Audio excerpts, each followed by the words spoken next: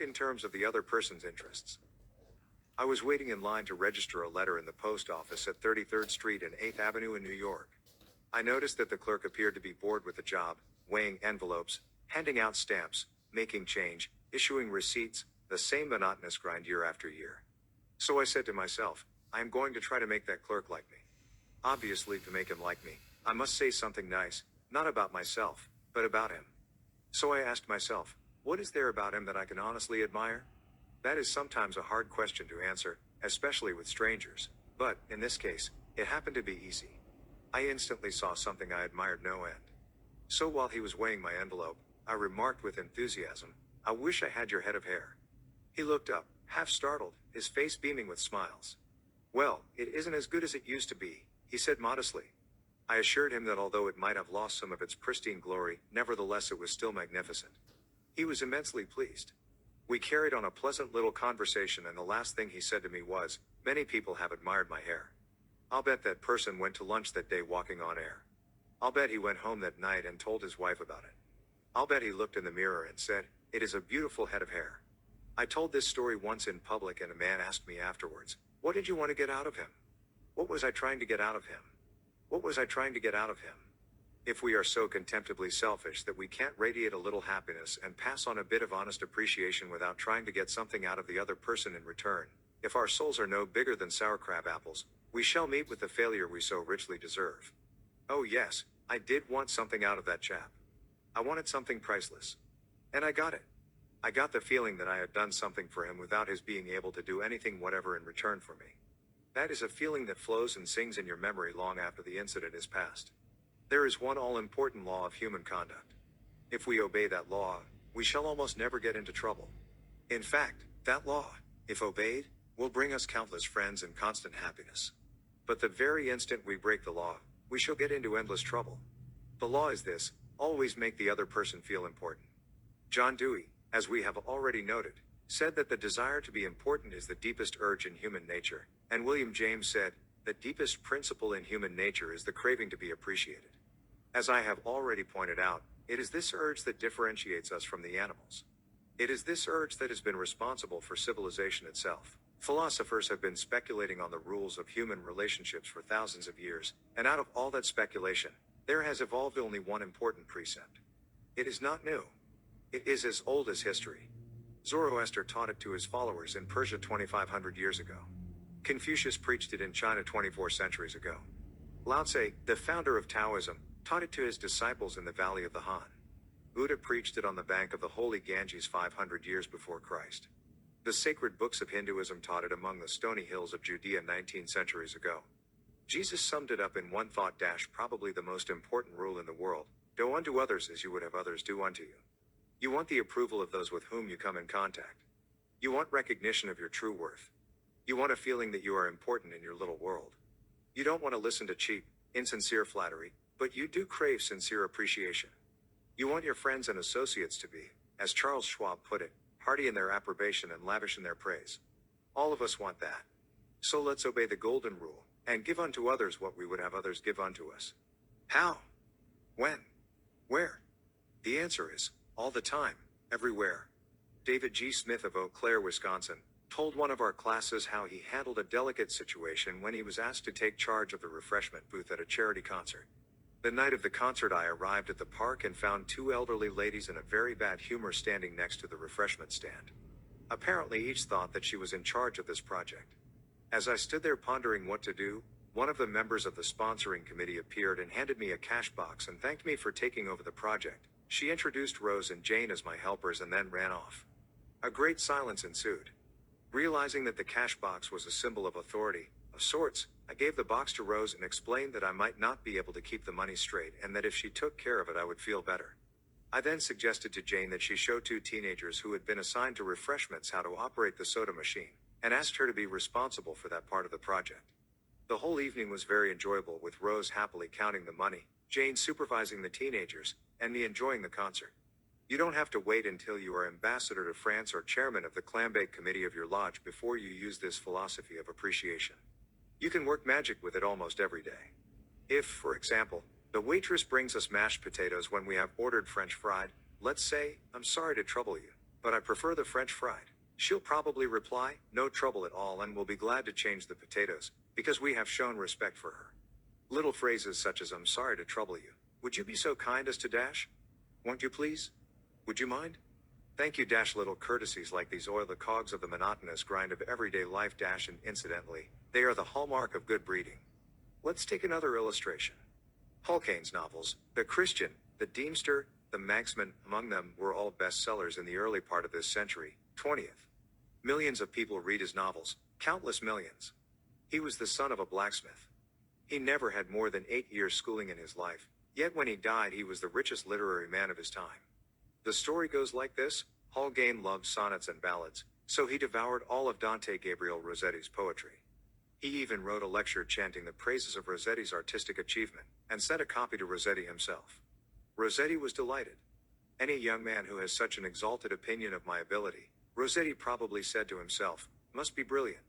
So Rossetti invited this blacksmith's son to come to London and act as his secretary. That was the turning point in Hallcane's life, for, in his new position, he met the literary artists of the day. Profiting by their advice and inspired by their encouragement, he launched upon a career that emblazoned his name across the sky. His home, Riva Castle, on the Isle of Man, became a mecca for tourists from the far corners of the world, and he left a multi-million-dollar estate. Yet, who knows, he might have died poor and unknown had he not written an essay expressing his admiration for a famous man. Such is the power, the stupendous power, of sincere heartfelt appreciation. Rossetti considered himself important. That is not strange. Almost everyone considers himself important, very important. The life of many a person could probably be changed if only someone would make him feel important. Ronald J. Rowland, who is one of the instructors of our course in California, is also a teacher of arts and crafts. He wrote to us about a student named Chris in his beginning crafts class. Chris was a very quiet, shy boy lacking in self-confidence, the kind of student that often does not receive the attention he deserves. I also teach an advanced class that had grown to be somewhat of a status symbol and a privilege for a student to have earned the right to be in it. On Wednesday, Chris was diligently working at his desk. I really felt there was a hidden fire deep inside him. I asked Chris if he would like to be in the advanced class. How I wish I could express the look in Chris's face, the emotions in that shy 14-year-old boy, trying to hold back his tears. Who, me, Mr. Rowland? Am I good enough? Yes, Chris, you are good enough. I had to leave at that point because tears were coming to my eyes. As Chris walked out of class that day, seemingly 2 inches taller, he looked at me with bright blue eyes and said in a positive voice, "Thank you, Mr. Rowland." Chris taught me a lesson I will never forget, our deep desire to feel important. To help me never forget this rule, I made a sign which reads, "You are important." This sign hangs in the front of the classroom for all to see and to remind me that each student I face is equally important. The unvarnished truth is that almost all the people you meet feel themselves superior to you in some way, and a sure way to their hearts is to let them realize in some subtle way that you realize their importance, and recognize it sincerely. Remember what Emerson said, "Every man I meet is my superior in some way."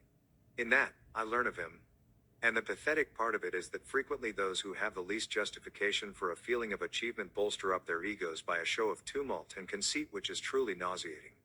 As Shakespeare put it, man, proud man, dressed in a little brief authority, plays such fantastic tricks before high heaven as make the angels weep. I am going to tell you how business people in my own courses have applied these principles with remarkable results. Let's take the case of a Connecticut attorney. Because of his relatives, he prefers not to have his name mentioned. Shortly after joining the course, Mr. R drove to Long Island with his wife to visit some of her relatives. She left him to chat with an old aunt of hers and then rushed off by herself to visit some of the younger relatives. Since he soon had to give a speech professionally on how he applied the principles of appreciation, he thought he would gain some worthwhile experience talking with the elderly lady. So he looked around the house to see what he could honestly admire. "This house was built about 1890, wasn't it?" he inquired. "Yes," she replied, "that is precisely the year it was built." "It reminds me of the house I was born in," he said. "It's beautiful. Well built. Roomy. You know, they don't build houses like this anymore." "You were right," the old lady agreed. "The young folks nowadays don't care for beautiful homes. All they want is a small apartment, and then they go gadding about in their automobiles." "This is a dream house," she said in a voice vibrating with tender memories. "This house was built with love. My husband and I dreamed about it for years before we built it. We didn't have an architect. We planned it all ourselves." She showed Mr. R about the house, and he expressed his hearty admiration for the beautiful treasures she had picked up in her travels and cherished over a lifetime. Paisley shawls, an old English tea set, Wedgwood china, French beds and chairs, Italian paintings, and silk draperies that had once hung in a French chateau. After showing Mr. R. through the house, she took him out to the garage. There, jacked up on blocks, was a Packard car, in mint condition. "My husband bought that car for me shortly before he passed on," she said softly. "I have never ridden in it since his death. You appreciate nice things, and I'm going to give this car to you." "Why, Auntie," he said, "you overwhelm me. I appreciate your generosity, of course, but I couldn't possibly accept it. I'm not even a relative of yours. I have a new car, and you have many relatives that would like to have that Packard." "Relatives?" she exclaimed. "Yes, I have relatives who are just waiting till I die so they can get that car. But they are not going to get it. If you don't want to give it to them, you can very easily sell it to a second-hand dealer," he told her. "Sell it?" she cried. "Do you think I would sell this car? Do you think I could stand to see strangers riding up and down the street in that car that my husband bought for me? I wouldn't dream of selling it. I'm going to give it to you. You appreciate beautiful things." He tried to get out of accepting the car, but he couldn't without hurting her feelings. This lady, left all alone in a big house with her Paisley shawls, her French antiques, and her memories, was starving for a little recognition. She had once been young and beautiful and sought after. She had once built a house warm with love and had collected things from all over Europe to make it beautiful. Now, in the isolated loneliness of old age, she craved a little human warmth, a little genuine appreciation, and no one gave it to her. And when she found it, like a spring in the desert, her gratitude couldn't adequately express itself with anything less than the gift of her cherished Packard. Let's take another case. Donald M. McMahon, who was superintendent of Lewis and Valentine, nurserymen and landscape architects in Rye, New York, related this incident. "Shortly after I attended the talk on how to win friends and influence people, I was landscaping the estate of a famous attorney. The owner came out to give me a few instructions about where he wished to plant a mass of rhododendrons and azaleas. I said, 'Judge, you have a lovely hobby. I've been admiring your beautiful dogs. I understand you win a lot of blue ribbons every year at the show in Madison Square Garden.' The effect of this little expression of appreciation was striking. 'Yes,' the judge replied, 'I do have a lot of fun with my dogs.' 'Would you like to see my kennel?' He spent almost an hour showing me his dogs and the prizes they had. 1. He even brought out their pedigrees and explained about the bloodlines responsible for such beauty and intelligence. Finally, turning to me, he asked, 'Do you have any small children?' 'Yes, I do,' I replied. 'I have a son.'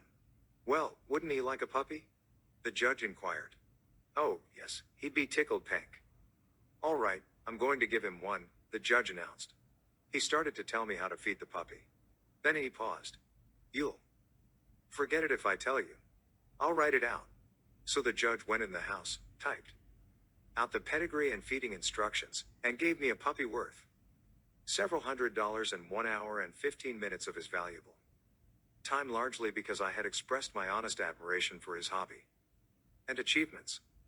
George Eastman, of Kodak fame, invented the transparent film that made motion pictures possible, amassed a fortune of $100 million, and made himself one of the most famous businessmen on earth. Yet in spite of all these tremendous accomplishments, he craved little recognitions, even as you and I. To illustrate, when Eastman was building the Eastman School of Music, and also Kilburn Hall in Rochester, James Adamson, then president of the Superior Seating Company of New York, wanted to get the order to supply the theater chairs for these buildings. Phoning the architect, Mr. Adamson made an appointment to see Mr. Eastman in Rochester. When Adamson arrived, the architect said, "I know you want to get this order, but I can tell you right now that you won't stand a ghost of a show if you take more than 5 minutes of George Eastman's time. He is a strict disciplinarian. He is very busy. So tell your story quickly and get out." Adamson was prepared to do just that. When he was ushered into the room, he saw Mr. Eastman bending over a pile of papers at his desk. Presently, Mr. Eastman looked up, removed his glasses, and walked toward the architect and Mr. Adamson, saying, "Good morning, gentlemen, what can I do for you?" The architect introduced them, and then Mr. Adamson said, "While we've been waiting for you, Mr. Eastman, I've been admiring your office. I wouldn't mind working in a room like this myself. I'm in the interior woodworking business, and I never saw a more beautiful office in all my life. George Eastman replied, "You remind me of something I had almost forgotten. It is beautiful, isn't it? I enjoyed it a great deal when it was first built. But I come down here now with a lot of other things on my mind and sometimes don't even see the room for weeks at a time." Adamson walked over and rubbed his hand across a panel. "This is English oak, isn't it? A little different texture from the Italian oak." "Yes," Eastman replied. "Imported English oak. It was selected for me by a friend who specializes in fine woods." Then Eastman showed him about the room, commenting on the proportions, the coloring, the hand carving and other effects he had helped to plan and execute. While drifting about the room, admiring the woodwork, they paused before a window and George Eastman, in his modest, soft-spoken way, pointed out some of the institutions through which he was trying to help humanity: the University of Rochester, the General Hospital, the Homeopathic Hospital, the Friendly Home, the Children's Hospital. Mr. Adamson congratulated him warmly on the idealistic way he was using his wealth to alleviate the sufferings of humanity. Presently, George Eastman unlocked a glass case and pulled out the first camera he had ever owned, an invention he had bought from an Englishman. Adamson questioned him at length about his early struggles to get started in business, and Mr. Eastman spoke with real feeling about the poverty of his childhood, telling how his widowed mother had kept a boarding house while he clerked in an insurance office. The terror of poverty haunted him day and night, and he resolved to make enough money so that his mother wouldn't have to work. Mr. Adamson drew him out with further questions and listened, absorbed, while he related the story of his experiments with dry photographic plates. He told how he had worked in an office all day, and sometimes experimented all night, taking only brief naps while the chemicals were working, sometimes working and sleeping in his clothes for 72 hours at a stretch. James Adamson had been ushered into Eastman's office at 10:15 and had been warned that he must not take more than 5 minutes. But an hour had passed, then 2 hours passed. And they were still talking. Finally, George Eastman turned to Adamson and said, "The last time I was in Japan I bought some chairs, brought them home, and put them in my sun porch. But the sun peeled the paint, so I went downtown the other day and bought some paint and painted the chairs myself. Would you like to see what sort of job I can do painting chairs? All right. Come up to my home and have lunch with me and I'll show you." After lunch, Mr. Eastman showed Adamson the chairs he had brought from Japan. They weren't worth more than a few dollars, but George Eastman, now a multimillionaire, was proud of them because he himself had painted them. The order for the seats amounted to $90,000. Who do you suppose got the order, James Adamson or one of his competitors? From the time of this story until Mr. Eastman's death, he and James Adamson were close friends. Claude Murray, a restaurant owner in Rouen, France, used this principle and saved his restaurant the loss of a key employee. This woman had been in his employ for 5 years and was a vital link between M. Murray and his staff of 21 people. He was shocked to receive a registered letter from her advising him of her resignation. M. Murray reported, "I was very surprised and, even more, disappointed, because I was under the impression that I had been fair to her and receptive to her needs. Inasmuch as she was a friend as well as an employee, I probably had taken her too much for granted and maybe was even more demanding of her than of other employees. I could not, of course, accept this resignation without some explanation. I took her aside and said, 'Paulette, you must understand that I cannot accept your resignation. You mean a great deal to me and to this company, and you are as important to the success of this restaurant as I am.' I repeated this in front of the entire staff, and I invited her to my home and reiterated my confidence in her with my family present. Paulette withdrew her resignation, and today I can rely on her as never before. I frequently reinforce this by expressing my appreciation for what she does and showing her how important she is to me and to the restaurant. Talk to people about themselves," said Disraeli, one of the shrewdest men who ever ruled the British Empire. "Talk to people about themselves and they will listen for hours." Principle 6. Make the other person feel important, and do it sincerely. In a nutshell. 6 ways to make people like you. Principle 1. Become genuinely interested in other people. Principle 2. Smile. Principle 3. Remember that a person's name is to that person the sweetest and most important sound in any language. Principle 4. Be a good listener. Encourage others to talk about themselves. Principle 5. Talk in terms of the other person's interests. Principle 6. Make the other person feel important, and do it sincerely. Part 3. How to win people to your way of thinking. Chapter 1. You can't win an argument. Shortly after the close of World War I, I learned an invaluable lesson one night in London. I was managing